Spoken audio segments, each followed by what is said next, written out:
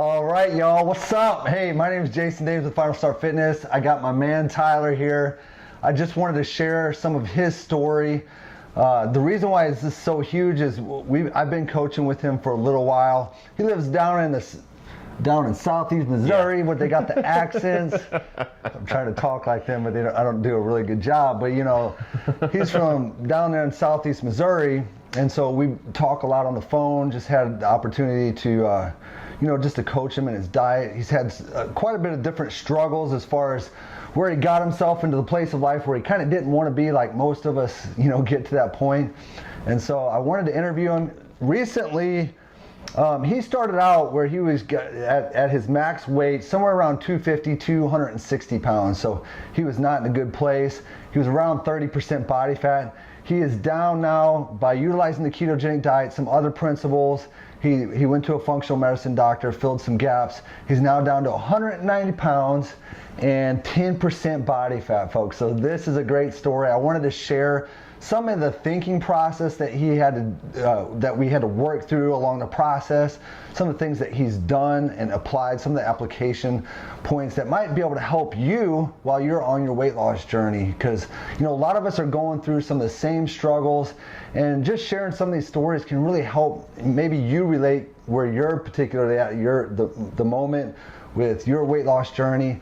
So we're here to help give you tools and information to help you with your final start. We're going to help you create habits to really make a life change. This is not just something that we're going to give you just some quick, easy, like fast, get shredded in 6 weeks type thing. That's never what Final Start Fitness is about. And we're going to keep offering great tools that are going to help you to create great habits in your life. So I wanted to start off just sharing, asking Tyler a little bit. First of all, to tell you, I've always really appreciated his thinking process from the very get-go. You see, Tyler is always, when he started his weight loss journey and he was at a point where he was struggling, we're going to just go through a bit of his story.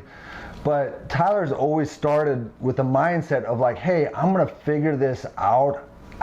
It may take me a little while, and I may have to go through some struggles. I may not see exactly the results I want, but it's just, I'm gonna make a plan and we're gonna figure this out. And so we talked on the phone quite a bit and then just worked through some different things. And finally hit that point where he hit a stride and he just had major results in a short amount of time.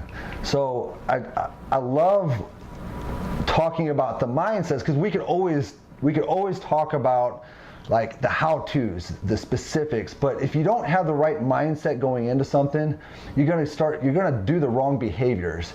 And so we need the right mindset to get started. And I want to kind of open it up to just, first of all, ask Tyler here a little bit about his story, kind of where he started from, how he got to the point where he was overweight. He's kind of dissatisfied of where he was at, and then wanted to make a decision to really make his final start. So Tyler, what was that for you, man? Whenever, just give us a little backdrop, a little bit of story about where you were at, how you got to that place, and then with some changes that we made, and hopefully some good stuff comes out of this, just some organic, good information that's going to help you along. Yeah. What happened was I was always in good shape, like high school, college, and then I got in business for myself. And by the way, the way you started it was all about habits, and it really is in your thinking. Yeah, it's what it really boils down to. And so I was in good shape, and then I got in business for myself, and I was working so much, anywhere from maybe 12 to 20 hours a day, that I was so stressed out and so tired. I was drinking somewhere around 3 32-ounce Diet Mountain Dews or sweet teas a day. Oh my gosh. And not that the caffeine really helped, I just think it was a placebo effect where I thought it was helping. Right. But I was really struggling, and I was just working like crazy. I was stressed out. I was hustling. And and financial stress, and then I was eating fast food all the time, which I never did really, even through, I just never really did that. And so I developed all these bad habits, and I did have a lot of good habits before this. And so I always knew that I was gonna have to start changing some stuff, but just kind of kept going. And you know, when you're in the picture, you don't really realize maybe how bad things are getting, because you can't see. You just really can't see. You're kind of blinded by that when you're in the picture. And so that went on for 7 or 8 years, and I was kind of at those points you're talking about with the body fat and the overall weight. But the thing that really was major for me, and I think this is what's key for people, and we've talked about it, is many times people want to lose weight, but really they don't truly want to lose weight, because it's not something that it's easy to give in, because nothing has happened to them where they really make that decision. They want to, but they haven't fully made that decision, and that's where I was at. And so I actually developed a small basal cell on my forehead, and it's a like a benign little bitty tumor. And so, you know, there's people that get them. It's not anything major, but the fact that it was a cancerous cell just really freaked me out. And I remember calling you, and I was explaining what the doctor said, and how he said it was sun, and there definitely is some truth to that. Probably I've been exposed to a lot of sun, but you explained to me, Tyler, you are really out of shape. Not just like you know, weight wise, your body. Like, you started explaining to me cellular health, and how you have to go upstream of everything if you really want to fix that and not have that where that's something that's chronic. You're only, at that time I think I was 32 or 31, I don't remember, but to keep from that being chronic, you're going to have to fix some stuff. And that's when you start explaining cellular health and those 5 things you always talk about. Well, and then you went on about intermittent fasting and how water fasts are really good for healing your body.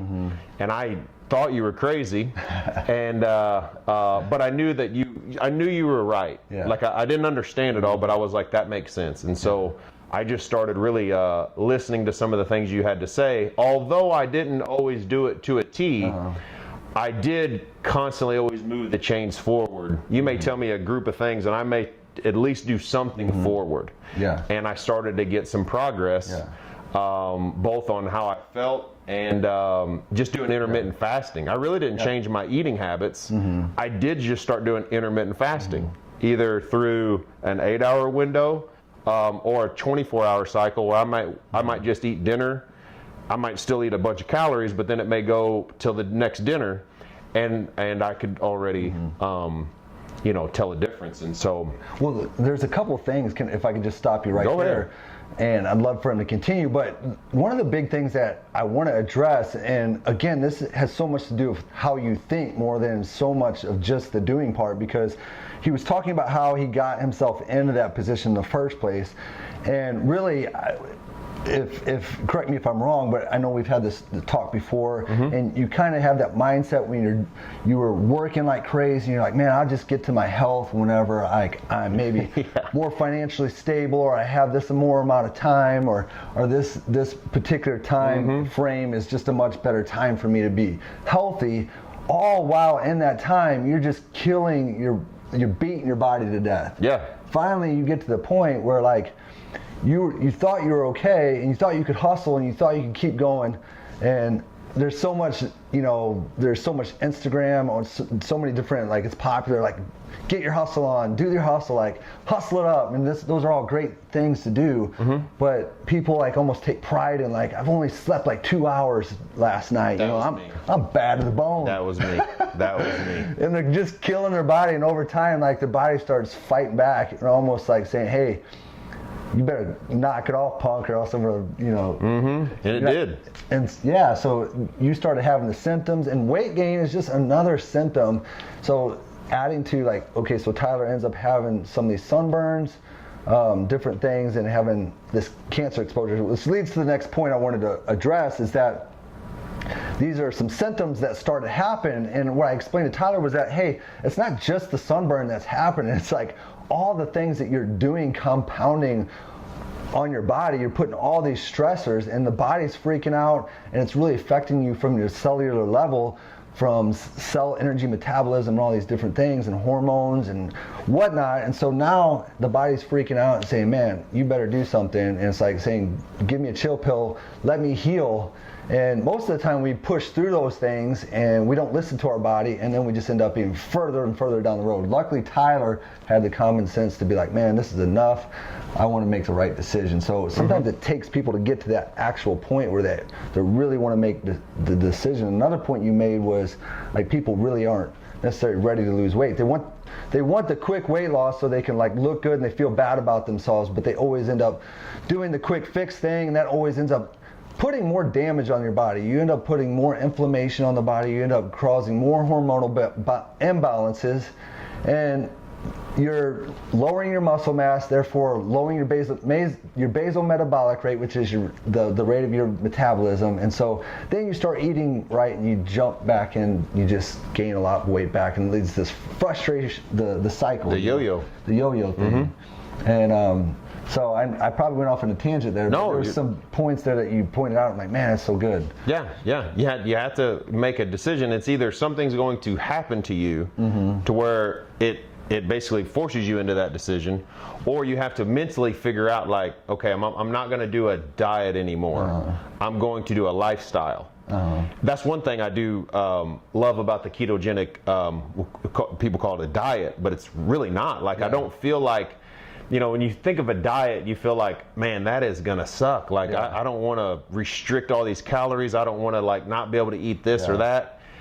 And it hasn't been like that at all. It's actually, this has not been, I've been disciplined, but it's not been something that's been stressful or I dread like going to the dinner table and eating. It's been cool. Give me some nuts and exploded on that one. Yeah. Boom! Because I just did like a little Instagram thing or whatever, a little post just describing how, you know, it's a little bit of restrictive. You have some restriction, but you have that in every diet. But really, you don't have the cravings and all the stuff that goes along with a typical diet, and you actually suppresses your hormones that make you hungry, and so it just makes it so much more easier. Yeah, which I love. It's why I really promote the ketogenic diet so much. Outside of the healing benefits, the anti-inflammatory benefits, which is huge. So. But let's go back to, you were at a place where you were just sick and tired of being sick and tired. Yeah. Like, man, I'm going to make a different decision. I want to make some life changes. He wants to make his final start, create habits in his life. Yeah, the habits is key. Is you know, when I started, like the day I called you on that, is I started getting engaged in intermittent fasting, and that was one thing. And then it went into slowly starting to eat better. And then it was, you know, I finally got the courage to do an actual, we talked about 4 days, but I did 3. I did a water fast. And that took about 6 months. So like for me to even get because when you tell people that sometimes about doing a water fast, they're like, you're nuts. There's no way I could go, I got to eat 5 or 6 times a day. And it's like, actually you don't. Like, you'll feel a lot better. The concept of eating 5, 6, 7 times a day, when I look at the whole world, that might work. That might be fine for some people. But when you look at the world and you look at what we're taught the food pyramid and to eat all day. Well, we also have astronomical results as far as obesity. You know, and so I'm like, well, that might not be right. Exactly. You know, we may be being told a lie. Now, that may not be for everybody. But in my case, I'm like, okay, I need to maybe go this route. And that's what I did. I ended up doing a 3-day water fast. And I survived, and you will live, but definitely get some coaching. You definitely coached me through all this stuff. And then after that, I started to get just results as far as how I felt. I started to lose weight because my body started to be able to metabolize fat. And I kept doing that. I did that a couple months in a row. I did 1 a month. And then to add to that, we were talking about offline last night about how, you know, part of the fasting that's great about it is not just the healing benefits that you get, but it's also creating discipline in yourself. You know, like, we're so attached to food all the time. We have to have food all the time. We're dependent on sugar, and the sugar is causing this hormonal imbalance, and so we're always like wanting more and more. It's like it's a drug, and so we're so dependent on it, and we finally get away away from that and detach ourselves from always having to eat, it's actually really freeing, you know? Yeah, it really is. Like the first day I ever did a 24-hour fast, see, I'm not disciplined, okay? I'm not disciplined, and indirectly I have made myself disciplined because I know that I'm not, right? And that's what we normally run into when we try and diet is we're like, well, I'm just not disciplined. And it's easy to not be disciplined because when we're trying to lose weight, but we haven't quite made the decision, and we have a horrible day at work, or an emotional thing, or a relationship thing, or a spiritual thing, it's easy to go to the ice cream box, you know, and just get a big old tub of it, right? Or it's easy to go. It's easy to cheat. It's easy to kind of give in. And so I know for myself, I'm not disciplined. So therefore, I just don't buy the stuff that would put me in that position to tempt me. Right. So like one of the things that we could get into is I went from 255-ish, somewhere in there, right? And then I got all the way down to 215, and then I just stayed there for like a year. And I did everything right. Like I was intermittent fasting, I was eating very well. Like if people seen what I was eating, they're like, man, that guy, I was working out, you know, but I couldn't get off 215. And what I realized was I was eating like 1,000 or 2,000 calories of peanut butter a day. This is pretty funny. And it was the natural organic peanut butter, but it was the one that had the palm oil and the sugar. And so I don't think for that whole time I never got into ketosis.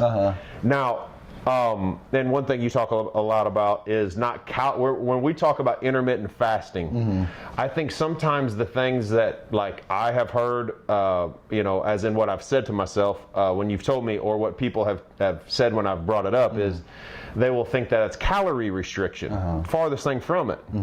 It's you're eating a certain type of calories, not a bunch of sugar and stuff. And so and the time frame, you know, like the giving yourself, like, you know, the difference between eating like 8 times a day all throughout the day and eating that same amount of calories within a restricted time window is totally different. So your body physiologically responds differently. So I would eat like from 10 a.m. to 6 p.m. and then I wouldn't eat, you know, after that, but I'd eat all these calories in that time frame.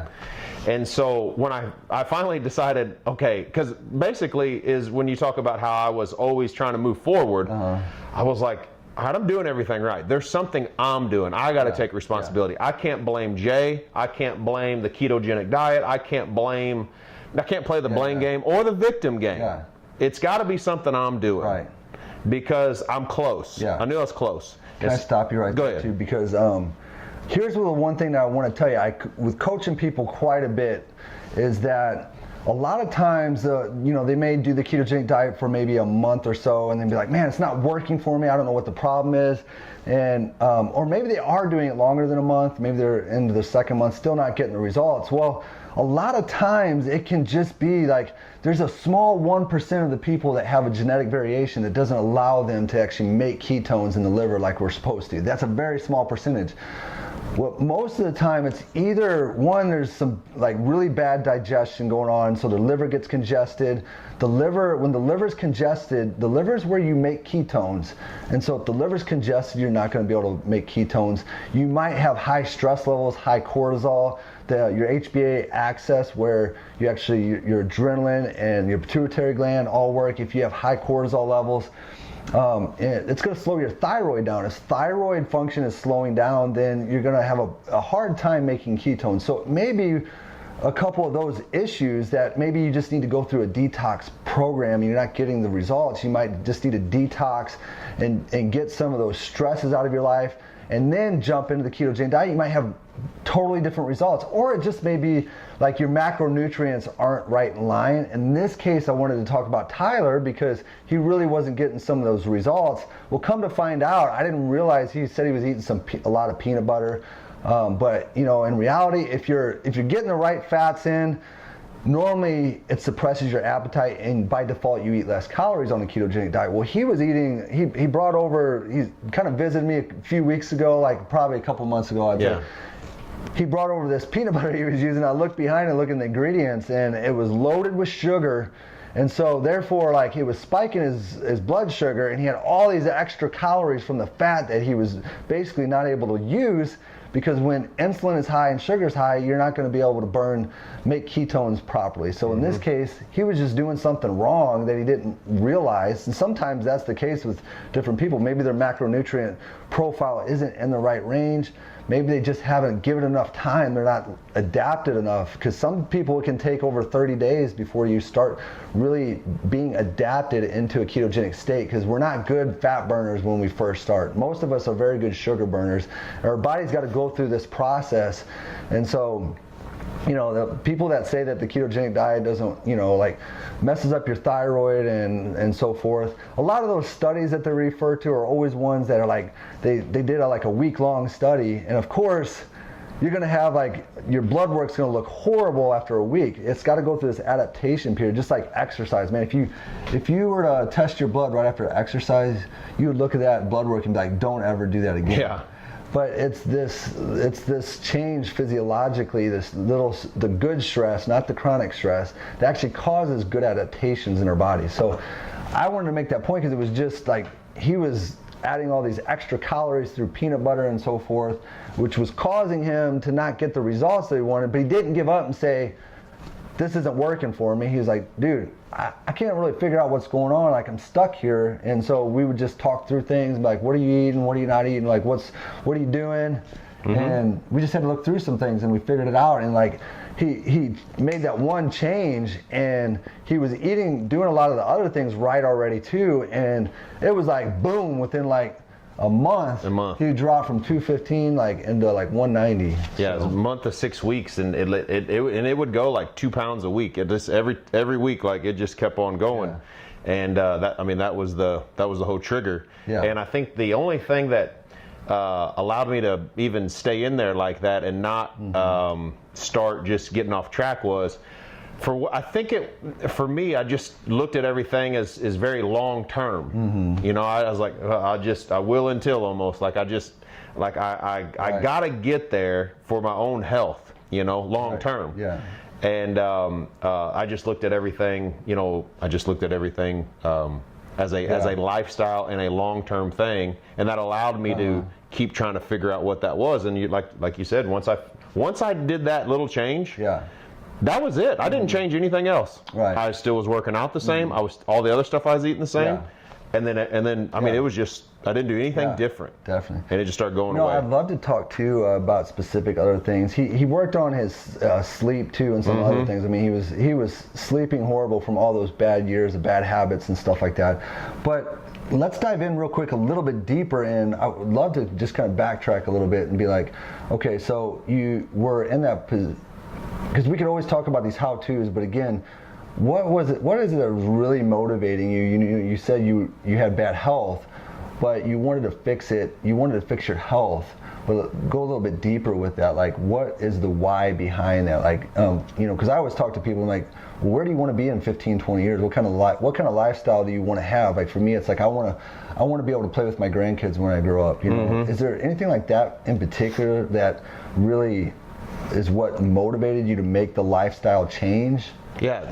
There's several things. Like, I couldn't play wiffle ball or have a pillow fight without having to have like a gallon of sweet tea and an oxygen mask. Like, I couldn't do anything. Like, you know, my knees would hurt. It was bad. Just a regular pillow fight just killed me. And I didn't enjoy any of that stuff. You know, I didn't enjoy any of that stuff because it wasn't fun, because I'd just be like whooped, you know? And so that was part of it, is like, man, long term, like I'm in my 30s and I'm like, man, I want to be able to, you know, play volleyball and do things without, you know, I remember, I think I did play volleyball at like 250, and I don't think you could have got paper underneath my feet, you know, when I jumped. It was just hard. And you don't really realize it till you look back. And I was like, man, I really couldn't hardly do anything. So where do you think, if you would have continued on where you were like 10, 15 years from now, like where do you think your health would be? Well, it would have been bad, because everything that I can tell, like, the longer you wait, it can be harder. That doesn't mean that you can't, but it would have been harder. And, you know, I had the basal cell.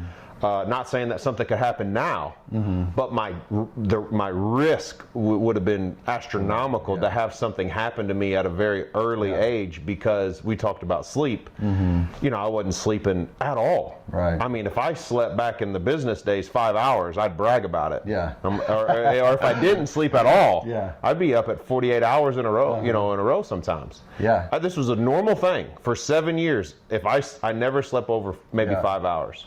It's funny that you say it, because I was listening to, I don't know if any of you listen to Ben Pekulski. They have the Muscle Intelligence Academy. Like, if you can follow him on Facebook, he's got a great podcast.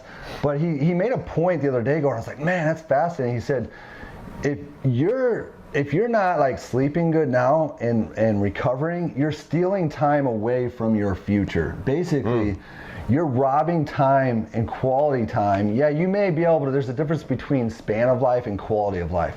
So you might have a span of life of 100, but if in the last 20 years, you're like, you know, laid up in a bed with no lifestyle, that would really suck, right? But a quality of life of living to 100 where you're able to like play with your kids is a total different thing, you know, and you're actually robbing that time with the people that you love, or the actual experiences that you could be having, just because you're trying to hustle too hard, you know. Yeah, I love that. But yeah, the sleep thing, I still haven't mastered the sleep thing, but I have gotten a lot better, and it takes discipline. And there was a lot of times I didn't want to go like lay down in bed, but I just started over this process, you know, learning how important sleep is, and reading about it, listening to different podcasts, and reading some of the books you've given me.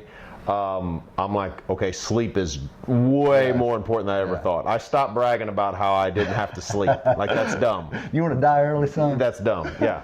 So I would start forcing myself to go, like, lay down, and I may not fall asleep. Yeah. And I may not sleep there the whole time, but I wouldn't get up and do anything. I just try to just get myself to where I could start sleeping, and it has gotten better. And that kind of goes into during this time too. I think it's good to pick up on other stuff, and if you can get around a functional medicine, homeopathic type person, to kind of, like you said, have some fillers. Well, that's a great. That really helped too. Yeah, that's a good spot to jump into that, because you might be a lady here listening, and you're like, man, yeah, well, you're a guy, like you're having these great results, and I completely understand where you're coming from. But you might be thinking, yeah, guys just have, you know, are able to fix these problems, and they lose weight really fast, and like, it can be frustrating. There is a level of that I get. But Tyler did go to a functional medicine doctor, and there were some things that he had to address, you know, like there was, he had some parasites, if I remember right, that was, you know, underlining. And so this is another thing that you might not realize. I mean, you might have underlining toxic exposures, maybe parasites, or just some sort of pathogens or stressors or heavy metals in your body that is actually creating a lot of hormonal imbalances and not really allowing you to adapt into a ketogenic diet. So this was another aspect of what I was just talking about earlier about it.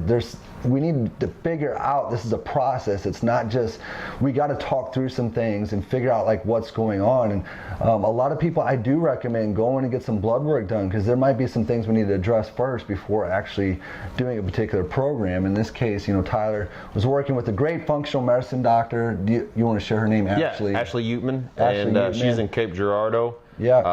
And I think they have an office out here in St. Louis, right? I think the doctor she's under is in South St. Louis somewhere. Okay. I'm not 100%. I'll get a link and we'll put it in the show notes below this.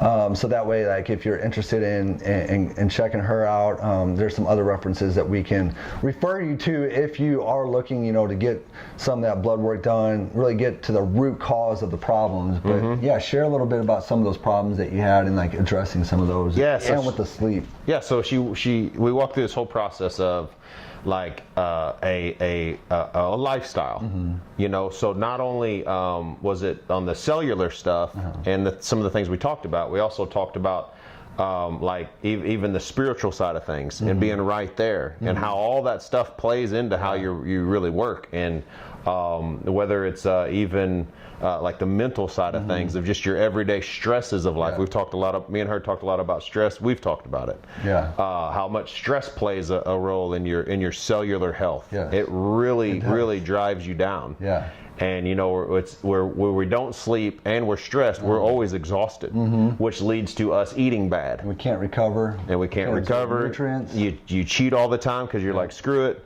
Yeah. And so she was really good at. We've fixed a lot of things, and we did a saliva and a urine test, and it came back. My hormones were, jacked up. Your stress hormones like cortisol were out the roof. Cortisol was out the roof. Everything else was what. There was even a couple of them that were so far off they didn't even. There wasn't enough on the sheet, like it was off the sheet of the bar, to show where it was. Low testosterone too. The high test, I was high. That's the only one. That was the only one that was good. All the rest of them were just shot. All the guys say amen. Yes, I went straight to that one. I'm like, good, yes. And so, but the rest of them, she was like, yeah, that's obviously why you're not sleeping. Yeah. I was just all over the place with those, and so. But she had some stuff that she gave me that was homeopathic, and everything started ticking back up because I was eating right, I was exercising, I was doing a lot of good things, but to get those things to come back, I did need to go to her to get some of that stuff worked out and speed up the whole process, and so it's been great. So I highly recommend finding somebody like that. So what I hope that you catch from this too is that Tyler was doing a lot of preparatory work, for a little while, like healing his body, and I really feel like that's why he's had such a good. He's responded so well recently. There was a long time period, but if he would have given up on the other areas where he was struggling, where he was hitting the plateaus, and he was like, man, I'm not getting anywhere. This is frustrating, and still struggling with some of the sleep stuff, and like he said, he's still working on some of this. These are lifelong habits. I was telling a guy today, we talk about it all the time: nutrition, exercise, sleep, stress, and toxins. Those 5 key areas are lifestyle factors that influence your hormones and your body in a positive or negative way. And it's just about building habits around those 5 key areas, not changing everything all at once. I definitely didn't. That's overwhelming. Fanaticism isn't the recipe for success. It's really, I believe, it's consistency. Over time will get you results. And Tyler's great as far as leadership. He's read a ton of leadership books, so he could probably add a ton of value to this conversation on this topic. Yeah, it really is all about habits, and it really is just did one little thing at a time. I really did not follow everything like to a T like you would, but I always did something, and so because it can be a lot. Yeah. And I think if you can take the long-term view and don't let yourself get stressed out about it, and don't try to win it all in one day, but just try to keep moving forward. And then once you get to a certain point, you'll make it. Like you'll start developing those habits. And one thing about intermittent fasting that, anybody I've ever brought it up to, they're normally not excited. Yeah. And then when they do it, it's tough the first day. Yeah. But then they're like, but literally like the second, third day, they start to realize, okay, and they get a little traction. And so I didn't really even change how well I was eating. I just did that one thing with intermittent fasting, and I started to notice a trend. Yeah. And I think that's what we've even talked about was it is good to have somebody get a little bit of success off the bat. Yeah. And I do think intermittent fasting can do that. Something I do with a lot of people I'm working with too is the biggest thing. If I try to tell them to intermittent fast or do any type of that fasting right off the get-go, it's very intimidating. But if I can get them fat adapted and actually they get on a ketogenic diet, it becomes so much easier. And they actually do that. They're a little bit nervous. Like I had this wonderful lady I'm working with. Her name's Jackie. I love her. This shout out to you, girl. But she was apprehensive about doing a fast, but she had been adapted and she had been doing the ketogenic diet and having really good success. And she came back to me the next day after just doing a 24-hour day fast, and she's like, man, I can't believe how easy it was. I wasn't even hungry. Just so simple. It is. And that's where, it becomes easier to start building these habits when you're not craving sugar all the time, you're not starving all the time, you're not like, thinking about food constantly. Yeah. Where I was at that point, I was doing like a typical bodybuilding diet. I was eating anywhere from about 300 grams of protein, maybe 250, around 300 grams of carbs, 350, 100, somewhere around that. A lot of carbohydrates. They were good carbohydrates, but I was ravenously starving every like 3 hours. Like I could tell you the time based off of my stomach. Like, oh, I think it's 10 o'clock. Yeah. My break time, because I was just starving. When I got on the ketogenic diet and I started using fat for fuel, man, it like gave me freedom, because I was like, man, I'm not even hungry. I went from eating like 8 times a day to maybe like 3 or 4 times a day. So you can imagine what that would do for your life if you're not starving all the time. How much easier it is to actually make that a practical change in your life, and you're eating less often, which gives you more time back, right? Oh yeah. You don't spend as much. That's funny how we are as Americans. Is we're always wondering where the next meal is as we're eating. Right. If we go on vacation, we're like, hey, we're eating lunch. And we're like, hey, where are we gonna eat dinner at? And so it's like right now I get up and work out early. Yeah, going to what your eating regimen is like your whole regimen. That'd be great. Yeah. So I get up early because I try to not eat past 7 o'clock. And so I was like, with my work schedule right now, it's like, that's just going to be really stressful to try and get off work, race to work out. And I don't really work out like long. Yeah. Like max 45 minutes. Yeah. But maybe average is around 30. And but I go after it pretty hard. Yeah. But nothing crazy. It doesn't take. Yeah. It's really more about eating than it is about this workout stuff. Yeah. When people say well, I'm just gonna work it out. Work it off. I'm like, well, good luck. Yes. Like that's way harder to work it off versus developing the right habits. Yeah, and I've brought this up on another talk before, if you've heard it, but this is where I really empathize with women so much, in particular, because there is a stress put on them, and a lot of times they fall into that trap where they're like, I just got to work harder, I got to burn more calories, because they got the wrong mindset, because they're thinking that if they eat less calories and work out harder, they're going to lose weight, when in reality that's not how your body works. So it's all about hormonal imbalance. So it's like they pull that work harder trigger, and it just puts them into more and more frustration because they're not getting the results and they're hurting their metabolism. And so I see so many women doing that in particular. I mean, all of us kind of have that mindset, but yeah, that's something I see all the time. And I love that you brought that point up, because it's another mindset change that you have to have. It's not how much you're working out. There's a quote that I guess kind of made up, but it's not how hard you work, it's how you work hard. So see the difference is like, if it's how you work hard, when you go in, like he said, like 30 minutes for 3 times a week, and you work high intensity and you lift heavy, and you actually get a good hormonal response from that strength training, that's going to carry you over throughout the whole week. And it only takes 3 days a week, and you can build massive amount of muscle and really raise your basal metabolic rate with just 3 days a week. And that's something doable you can do for the rest of your life. You don't have to be, again, it's not fanaticism. Yeah, and I get done doing that, and I have a protein shake mixed with different things. Whether it might be peanut butter, it might be some fruit, it might be just whatever. I guess that would probably just depend on the person. But and then at lunch I eat a huge spinach or kale salad, but I throw in shredded cheese, a bunch of sautéed vegetables. Lots of greens, avocados, 2 avocados or more, a lot of lamb or beef or chicken, olive oil, a lot of olive oil. There's a lot of fat and a lot of calories I get from the olive oil, and all this stuff is, I'd say almost everything I'm talking about is organic, and maybe some salt or maybe some seasoning. But man, it's I love that. Like every day I can handle something like this, and I get plenty of calories. A lot of these calories come from fat.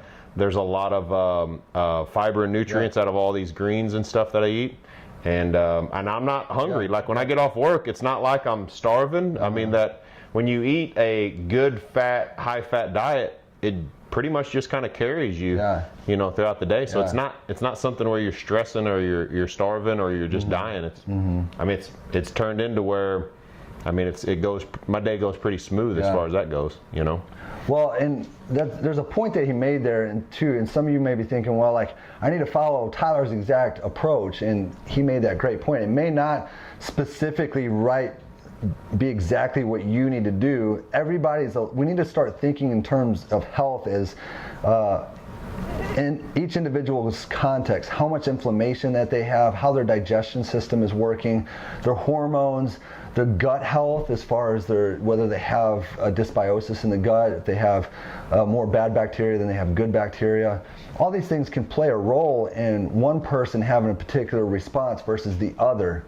And so, yeah, I mean, that's a great point. And so we just want to make sure that, you know, he might be able to add a little bit more carbohydrates than somebody else. They might be able to be more tolerant. You know, bodybuilders that are very insulin sensitive and they have good digestion and so forth, they can't, and their genetics, they can get away with some of those higher carbs, and it may work really well. It worked good for me. I just didn't like the burden of eating all the time and starving all the time. So, but again, it seems to be cheaper.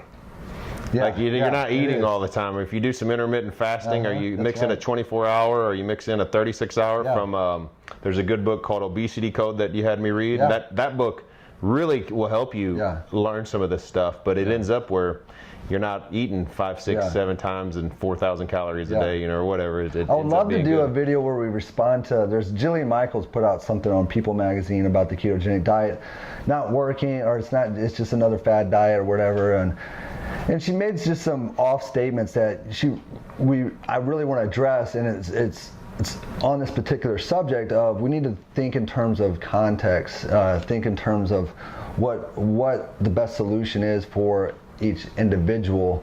And she just made some statements that really weren't taking anything into real context of where we're at metabolically and the insulin resistance that we're dealing with, the inflammation and all that. So we'll do that in another video, but yeah, it's a great point that you brought up. I just wanted to clarify that to you. So, you know, you may have other questions, and that's why it is important to have somewhat of a coach along the way to help kind of guide you through some of these things. It's not as just simple as, you know, I'm gonna just change my diet. It's all these little factors going on, right? Yeah, and you have to have it's always good to have some encouragement too. Yeah. You know, or somebody just to ask questions, you know, not try and figure all this stuff out yourself. You know, if somebody knows more than you know more than I do. So it was easy for me to be like, dude, I don't know what's going on. Like I'm not figuring this out. And, you know, we talk through it and then you figure it out. Yeah. So and vice versa, I always bounce stuff off of him when it comes to leadership and, you know, government stuff and all that stuff, because he's like dialed in on that. But it's so cool because it's just, you know, Tyler and I love our relationship that we have, because we're always just trying to get better. And I think that's just one of the key things of just success in anything is just work. We should want to try to improve, you know, try to be the best version of yourself. And I think sometimes we just get into just being complacent with where we're at. We're not really wanting to grow, and we're not really, you know, pursuing excellence. And, you know, we all have our weak spots. We all have our weak areas where we're growing. I get that. So, you know, the health area might be your weak point, but having a coach along the way, and once you get to where, like he was saying, you create habits, and I tell this to people nonstop, is once you become proficient in something and you get the right information and you get the knowledge base behind it, it's going to create more confidence in yourself. The more confidence that you have, the more likely you're going to follow through with the steps. Yeah. See it all the time where people go into a restaurant and like, man, I don't even know what's healthy on the menu. It's like, oh, just screw it, I'm just going to order this. Yeah, or they go to the gym, they're like, man, I don't know what I'm doing here. So they just always revert to the treadmill because they don't have the confidence and the right information. You have to develop these a little bit over time, and then it actually becomes fun. Yeah. Would you? Yeah, and this will segue into what I have on my mind. It might be a good spot to go and even land, because this will kind of wrap it all up as far as in one package is in the book Slight Edge. Oh, I love that. I think it's is it Craig? I know his last name's Olson. Jeff Olson. Yeah. And he talks about in there that to be successful, you got to be successful in your health first. That's the first topic he talks about. Yeah, he does. It's really hard to be successful when your health's not there. Yeah. And he goes through all kinds of stuff. And what he talks about is what you're talking about too. Is we go into that restaurant and we just say screw it one day. Well, it ends up being the next day and the next day and the next day. And that whole book is about habits and how. And what happens in health, he talks about where you don't see the results. Yeah. Like all of a sudden, the last 6 weeks, I've seen. Finally, I'm like, all right, I've seen but it was this book to a T where you're doing all the things right and you're not getting where you really want to be. Yeah. But then you'll hit a certain eighth wonder of the world, the power of compounding, like you were talking, where all these things will start to compound and you'll start to gain momentum, and then boom, all the results just spike up. It's in business, it's in health. It's in anything you can think of, just like when you see successful people, they didn't get successful overnight. It was doing the little things over and over, and then all of a sudden they were successful. Yeah. But they were back here doing, so if you can just lay the groundwork and know you got to create the momentum and the snowball, and then once you get the snowball going, then you can, it becomes way easier. And so that book is phenomenal. I love it. That's one of my favorite books, and I actually kind of did a video on that back a little while back. It's kind of a junky video. We're getting better at this stuff, but I love that he brought this book up because it takes the habits to create the results and that compound. But would you say, and this is where I think it would be a great point to wrap up, is that you have to go back even a little bit further and start with the why before you. Because that's it. You have to have something that's driving you to do the habits long enough term. If you don't have a good enough reason why, you won't change. You won't have that mindset like Tyler had, where he was just gonna do it until he figured it out. Yeah. He was gonna move forward all the time because he had the reason why, and he realized, man, if I don't change my health, think about where you're going to be at in 15, 20 years. If you continue where you're at, think about the quality of life that you're going to have. What kind of quality of life do you want? Do you want it to be where you can hang out with your grandkids? Maybe for me, it's throwing the football around, but just having like the energy he was saying. Maybe you're that person that doesn't have any energy. You ache everywhere you go. You're worried about your health. Maybe you're on that verge of diabetes, and you're just struggling with just feeling horrible. Can you imagine if you continue that for the next 15 years and you actually, in the worst case scenario, you end up with cancer or some chronic problem? I mean, it's an epidemic in our country right now. We have the worst health in it. I love that he made that point, because if you don't have your health, you don't have anything. Like, if you don't have a good quality of life, how are you going to be good or effective for anybody else? I always see people that especially moms, and I have a heart for you ladies. You're working so hard and you're putting everybody else first, and you put yourself on the back burner. But what is that going to be? How is that going to be good for you if you end up with cancer or something of that nature? You just don't have energy to play with your kids. It's okay to put your health first. It's okay to take care of yourself. Just keep it in the right balance. A lot of times people go to all the other over extreme. It's really easy to do. They almost make their health their god, and it's just like every second of the day consumes like, well, I can't touch this, or I can't have that. We want a balanced approach. We want to be able to work on these things and create habits like the slight edge, but start with the reason why. Do you have anything to add to that? No, that names it. I mean, you go through anything. If it's spiritual growth, if it's getting your finances in order, relationships, this health that we're talking about at your job, everything will always go back to the why. And if the why is big enough, I mean, you'll figure it out, and you'll stay in there. But if the why is not big enough, it doesn't matter what topic it is. You're just not going to make it. I mean, and that goes for me as well on any of these topics. I have to keep the why out there, otherwise it's just as easy for me to go back the other way, and I have to stay in there with the correct why and the reason why, have this lifestyle, or live this lifestyle. Use it like, one of the ways that I do, and it's not in a judgmental way, but start looking around, look at people's health. It's not like in a negative way, but like, like I seriously look at like people down the road, and I'm like, man, I don't want that quality of life, and so it motivates me. I used to have some coaches when I was in high school that said, yeah, just wait till you're 30 years old, and you're gonna have a slow metabolism, and you have a big gut like me.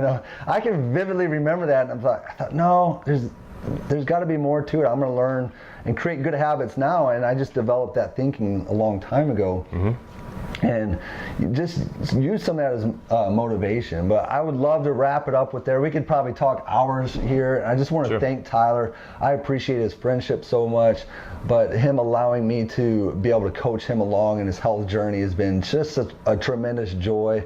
And so I've just like loved it. Boom. Appreciate it. So yeah, I'm really thankful for him. So with that said, hopefully we drop some good like truth nuggets. You know, you might have some more to add to this conversation. We would love for you to put some comments in the show notes. But we do have a YouTube channel at Final Start Fitness. We would love for it if you would subscribe to our channel, hit that like button, and hit the notification button so you get more of these videos. We're going to try to start interviewing other functional medicine doctors, other people like Tyler that are getting results, you know, that we're helping along, so we can help give you the information that's going to help you along your journey and motivate you and do all, you know, really get the results that you're wanting to accomplish. So we love you guys. This is Jason Dames with Final Start Fitness. Tyler Schlosser. We're going to be checking out. Peace.